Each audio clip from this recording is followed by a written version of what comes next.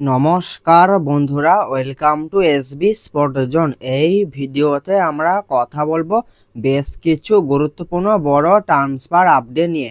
বেশ কিছু গুরুত্বপূর্ণ বড় ট্রান্সফার আপডেট জানতে পাওয়া যাচ্ছে। এই ট্রান্সফার আপডেটগুলোই আজকের এই ভিডিওতে তোমাদেরকে জানাবো। প্রত্যেকটা আপডেটই খুবই গুরুত্বপূর্ণ আপডেট। ভিডিওটা সবাই প্রথম থেকে শেষ পর্যন্ত দেখবে। তো চলো বেশি দেরি না করে ভিডিওটা শুরু করা যাক। প্রথমেই আমরা কথা বলবো মোহামেডান এসসিকে নিয়ে। মোহামেডান এসসিকে নিয়ে তোমাদেরকে যে আপডেটটা জানাবো সেটা হলো যে মোহামেডান এসসি সেন্টার ব্যাকে খেলা বিদেশি প্লেয়ার ফ্লোরেন্ট ওগিয়ার। তো এই প্লেয়ারটির সঙ্গে এই মরশুমেই মোহামেডান এসসির কন্ট্রাক্ট শেষ হতে চলেছে। তো যে আপডেটটা জানতে পাওয়া যাচ্ছে যে এই ফ্লোরেন্ট ওগিয়ার তিনি মোহামেডান এসসি ছাড়তে চলেছেন, আর তিনি ভারতের কোনো ক্লাবে সাইন করবেন না, কারণ তিনি মোহামেডান এসসির কাছ থেকে তার বেতন পাননি। তো এই কারণেই তিনি আর ভারতের অন্য কোনো ক্লাবে তিনি সাইন করবেন না, এবং এই প্লেয়ারটিকে নিয়ে এই রকমই আপডেট জানতে পাওয়া যাচ্ছে। প্লেয়ারটির মার্কেট ভ্যালু হলো 2.2 করোড়। প্লেয়ারটির বয়স হচ্ছে 36 বছর এবং ফ্রান্স দেশের প্লেয়ার। তো ফ্লোরেন্ট ওগিয়ারকে নিয়ে এই আপডেটটাই বেরিয়ে আসলো। এই আপডেটটা তোমাদেরকে জানিয়ে দিলাম। এরপর আমরা কথা বলবো মোহনবাগানকে নিয়ে। মোহনবাগানকে নিয়ে তোমাদেরকে প্রথমেই যে আপডেটটা জানাবো সেটা হলো যে মোহনবাগানের বাঙালি ইয়ং স্টার প্লেয়ার দিব্যেন্দু বিশ্বাস। তো দিব্যেন্দু বিশ্বাসকে নিয়ে তোমাদেরকে যে আপডেটটা জানাবো সেটা হলো যে দিব্যেন্দু বিশ্বাস তিনি ভারতের অনূর্ধ্ব-23 জাতীয় দলে সুযোগ পেয়েছেন। দিব্যেন্দু বিশ্বাস তিনি এই মরশুমে মোহনবাগানের হয়ে বেশ নজর কাড়া পারফরমেন্স তিনি করেছেন। তো সেই পারফরমেন্সেরই পুরস্কার পেলেন এবার তিনি।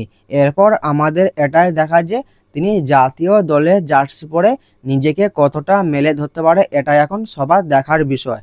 তো দিব্যেন্দু বিশ্বাসকে নিয়ে এই আপডেটটাই ছিল। এই আপডেটটা তোমাদেরকে জানিয়ে দিলাম। মোহনবাগানকে নিয়ে পরবর্তী যে বড় আপডেটটা তোমাদেরকে জানাবো সেটা হলো যে প্রথমে জানা গিয়েছিল রবসন রবিনো তিনি মোহনবাগানে গ্রেগ স্টুয়ার্টের বদলি আসতে চলেছে। প্রথমে এই আপডেটটাই জানতে পারা গিয়েছিল। তারপর জানতে পাওয়া গেল যে রবসন রবিনোর সঙ্গে মোহনবাগানের কোনো রকম কোনো লিঙ্ক আপের আপডেট নাই। যে আপডেটটা জানতে পাওয়া গিয়েছিল সেটা পুরোটাই একটা ফেক নিউজ। তো মোহনবাগান এবং রবসন রবিনোকে নিয়ে লাস্ট এই আপডেটটাই জানতে পারা গিয়েছিল, কিন্তু এখন রবসন রবিনোকে নিয়ে যে আপডেটটা জানতে পাওয়া যাচ্ছে সেটা হলো যে ফাইনালি মোহনবাগান ম্যানেজমেন্ট তারা রবসন রবিনোকেই তাদের দলে সাইন করিয়ে নিয়েছে। রবসন রবিনোকে নিয়ে এই রকমের আপডেট জানতে পাওয়া যাচ্ছে। তো বেশ বড় বড় সোর্স থেকে এই আপডেটগুলো জানিয়ে দেওয়া হয়েছে। রবসন রবিনো তিনি মোহনবাগানই আসতে চলেছে, ডিল ডান, এইরকমই আপডেট জানিয়ে দেওয়া হয়েছে। সোহান পোদ্দারকে আশা করি তোমরা অনেকেই চেনো। তো তার তরফ থেকেও এই আপডেটটা জানিয়ে দেওয়া হয়েছে যে রবসন রবিনো তিনি মোহনবাগানে সাইন করে দিয়েছে। তো মোহনবাগানে রবসন রবিনো যেমন কনফার্ম হয়ে গেছে, ঠিক তেমনই রবসন রবিনো ছাড়াও মোহনবাগানে আরও একজন বিদেশি প্লেয়ার মোহনবাগানে আসবে। এরপর আমরা কথা বলবো মোহনবাগানের প্লেয়ার গ্রেগ স্টুয়ার্টকে নিয়ে। তো গ্রেগ স্টুয়ার্টের সঙ্গে মোহনবাগান ম্যানেজমেন্ট তারা কয়েকদিন আগে একটা বৈঠকে বসেছিল। তো এই বৈঠকে বসার কারণ হিসাবে যে কারণটা জানতে পাওয়া যাচ্ছে সেটা হলো যে গ্রেগ স্টুয়ার্টের সঙ্গে নতুন চুক্তির ব্যাপার নিয়ে এই বৈঠক হয়েছিল। কিন্তু যে আপডেটটা জানতে পাওয়া যাচ্ছে গ্রেগ স্টুয়ার্ট তিনি এখন কি করবেন তিনি সঠিক সিদ্ধান্ত নিতে পারছেন না। তার ইচ্ছা তিনি তার দেশের ভালো কোনো ক্লাবে সাইন করবেন, তার ভারতে খেলার তেমন কোনো প্ল্যান এখনো পর্যন্ত নাই। তো গ্রেগ স্টুয়ার্টের এরকমই ভাবনার চিন্তা রয়েছে। তো সেই জন্য মোহনবাগান ম্যানেজমেন্ট তারা রবসন রবিনোকে তাদের দলে সাইন করিয়ে নিয়েছে, এইরকমই আপডেট জানতে পাওয়া যাচ্ছে। কারণ গ্রেগ স্টুয়ার্ট তিনি এখন দোটানায় আছে। তো এই কারণে এই ডিলটা ডান হয়েছে, রবসন রবিনো মোহনবাগানে আসছে। এটাও জানতে পাওয়া যাচ্ছে যে গ্রেগ স্টুয়ার্টের কাছে আইএসএলের একটা বড় ক্লাবের অফার রয়েছে। গ্রেগ স্টুয়ার্টকে নিয়ে এইরকমও আপডেট জানতে পাওয়া যাচ্ছে। জানি না তিনি ভবিষ্যতে কোন ক্লাবে সাইন করবেন। তো তাকে নিয়ে ভবিষ্যতে কোনো রকম কোনো আপডেট জানতে পাওয়া গেলে আমি তোমাদেরকে অবশ্যই জানিয়ে দেব। মোহন বাগানকে নিয়ে পরবর্তী যে আপডেটটা তোমাদেরকে জানাবো সেটা হলো যে মোহন বাগানের সেকেন্ড গোলকিপার ধীরাজ সিং। তো ধীরাজ সিংয়ের সঙ্গে মোহনবাগানের কন্ট্রাক্ট এই মরশুমেই শেষ হয়ে যাচ্ছে এবং মোহনবাগান ম্যানেজমেন্ট ধীরাজ সিংকে আর তাদের দলে রাখবে না, আশা করি তোমরা সকলেই জানো। তো ধীরাজ সিংকে নিয়ে যে আপডেটটা জানতে পাওয়া যাচ্ছে যে ধীরাজ সিংয়ের কাছে বাইরের দেশের তরফ থেকে একটা বেশ বড় অফার রয়েছে। তো তিনি কি করবেন তিনি এখনও তেমন কোনো সিদ্ধান্ত নেননি। তো তিনি ভবিষ্যতে কোনো রকম কোনো সিদ্ধান্ত নিলে আমি তোমাদেরকে অবশ্যই জানিয়ে দেবো। ধীরাজ সিংকে নিয়ে এখন লেটেস্ট এই আপডেটটাই আছে, এই আপডেটটা তোমাদেরকে জানিয়ে দিলাম।